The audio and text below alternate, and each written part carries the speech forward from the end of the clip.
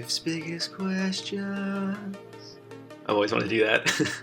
The Simpsons has made a habit of predicting the future. I mean, it really depends who you ask, but some are certain they hire writers from the future. I won't lie, things like predicting the Apple Watch and Trump's presidency are very impressive. Even when he was running, I didn't believe Trump would win, yet here we are at the end of his first term, and possibly close to the start of his second term, should he get reelected. And The Simpsons somehow predicted he'd be in office way back in the year 2000. I'll give it to them. They're good. And to no surprise, they somehow predicted the current global pandemic we're dealing with. At least that's what some sources online are saying. So today on Life's Biggest Questions, we're asking, how did The Simpsons predict the global pandemic? What is going on, friends? Jared Bronstein here. I hope you're staying safe and healthy during these crazy times. If you're enjoying our videos, smash that like button, share this one with a friend or a Simpsons fan, and let me know in the comments below your favorite Simpsons character. I've always liked Bart just because, he's funny. But they all are. Anyways, stick around for some common replies we'll have for you at the end of this one, but for now, we're going to get right into figuring out how The Simpsons predicted this one. In 1993, episode 21, season 4 of The Simpsons, titled Marge in Chains, would air.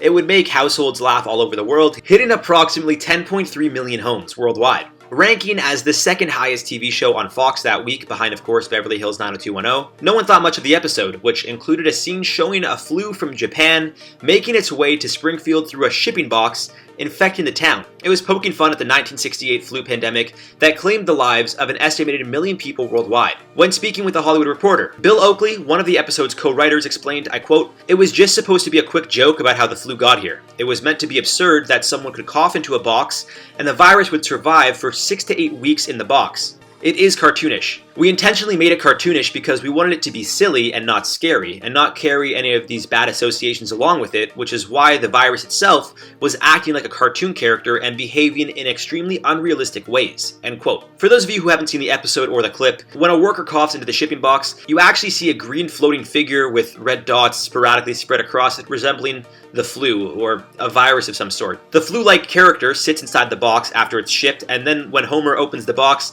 the flu jumps onto his head and proceeds to, in a way, attack people by running at their heads and infecting them. Clearly it was a joke. At one point in the episode, an officer, Chief Wiggum, actually pulls out his gun and starts shooting at the virus. A joke. It's clearly a joke. Yet here we are 27 years later, with people claiming that The Simpsons predicted this pandemic. Although one of the episode's co-writers literally came out saying he was inspired by a flu that he saw in news headlines as he was growing up, people will believe whatever they want to believe, and like-minded people just add fuel to the fire, creating a larger group of people who firmly believe this is the truth. To say that The Simpsons somehow predicted this pandemic would be false, because they didn't.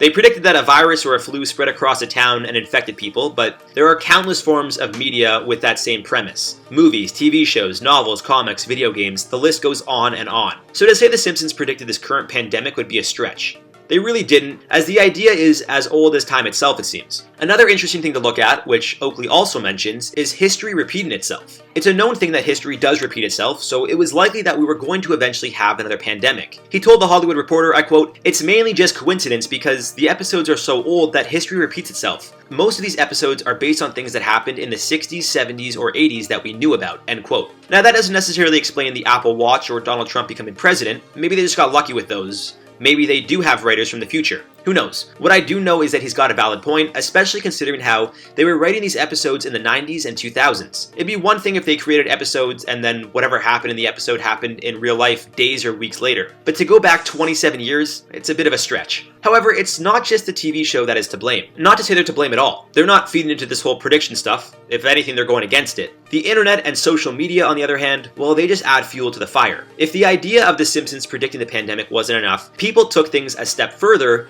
and legitimately altered the episode itself to make it seem the show did predict it. An image showing what appears to be 4 frames from the episode started going around, showing the man coughing the flu into a box, the flu attacking Homer, the flu attacking Principal Skinner, and a shot of news anchor Kent Brockman reading the news about Corona. Of course, this image quickly went viral, and the theories and claims that The Simpsons once again predicted the future started filling up everyone's timeline and newsfeed. But it seems to have all been a hoax, as this was simply someone just having some fun. Although the images of the worker coughing, and both Homer and Skinner being attacked by the flu are from the episode Marge in Chains, the photo of Kent Brockman is from a totally different episode altogether, and it's also photoshopped. The original episode titled The Fool is Monty is from season 22, episode 6, and originally, Kent is talking about something called Apocalypse Meow. Someone decided to put the name of the virus over that instead, and then use the image to claim The Simpsons once again made a wild prediction. Now, I'm sure even after all the evidence I just presented, one may still believe The Simpsons did somehow predict our pandemic, and that's okay. Everyone is entitled to believe what they would like, and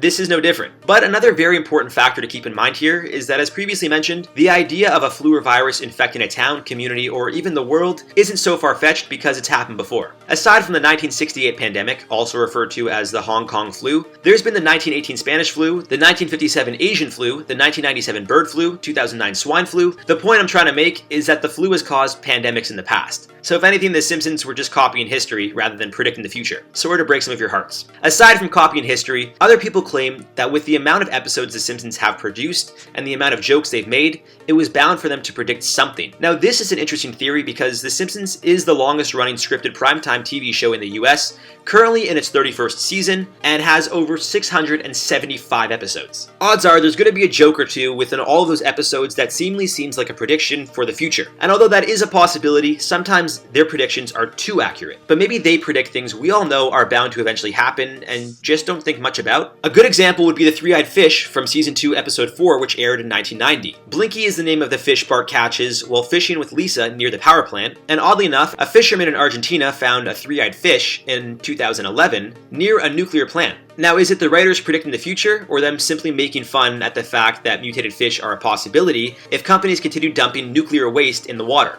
In 1993, Season 5, Episode 10 aired and depicted two showmen who worked with tigers, Gunter and Ernst, being attacked. Obviously reference to the famous magicians who worked with tigers at their Las Vegas residency, Siegfried and Roy. In 2003, when a tiger seemed to attack Roy on stage, people were quick to point to The Simpsons as predicting the attack. But it turns out the tiger actually didn't attack Roy just to attack him. In fact, there are mixed beliefs as to what happened, though the common consensus is that the tiger got distracted by an audience member breaking its routine. As the tiger started going toward the audience, Roy put himself between the two, which led to a struggle and the tiger dragging Roy off stage by the neck. The two magicians claimed the tiger was trying to protect Roy, who had fallen ill from blood pressure medication, but that seemed to just be a cover-up. Regardless, the point I'm making is that the tiger didn't attack the magicians the way the show depicted, and the most obvious explanation as to how they could predict this? They're working with 400-pound tigers, who don't necessarily belong on stage. Considering how my dog has bitten me before, it's no surprise that a tiger, which isn't a house pet, turned on its owner. It's a basic animal instinct, and this was the first time it happened in maybe the 30 or 40 years that they were performing. So to wrap this one up, guys, how did The Simpsons predict a global pandemic? They didn't. Simple as that. But hey, if believing they did helps you get through all of this, then I support you.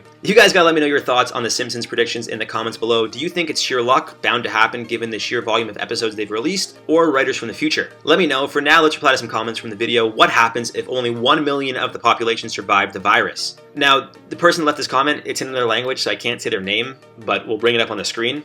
I literally don't even know how to attempt to say that, so it's funny because I'm the one that chooses the comments that we reply to, so I don't even know why I would choose this one if I can't say their name, but that's irrelevant.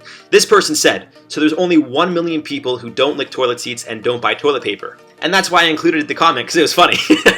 Enjo friend Arsenal said me. Let's just hope one of those million people are me. Hey, you and I both, buddy. If there's only 1 million left, we're in this together, homie. Tony Barnes said, how would gas and electricity be out? GTFO. Well, Tony, you see, like I said in the video, if 1 million people survived, they wouldn't all be together. You know, it would be sporadically across the world. Eventually, you know, gas stations would run out of gas. You know, electricity, power lines, like they need maintenance. And with 1 million people left, I'm gonna say majority of them don't know how to make gas and don't know how to fix power lines and, you know, the things that help us use electricity in our day-to-day lives. Some of them might be able to, maybe one person in Canada or one person in Russia, or maybe 100 people in Canada. I have no idea. But assuming that not every single person is qualified to know how to use these things, that's why I said what I said. But maybe I'm wrong. I don't know. I'm not a fortune teller. I don't know. Anyways, guys, that's it for this one. I've been your host, Jared Bronstein, hoping you guys stay safe and, of course, clean and keep good hygiene and wash your hands. And we'll all get through this together, guys. We'll see you in the next one.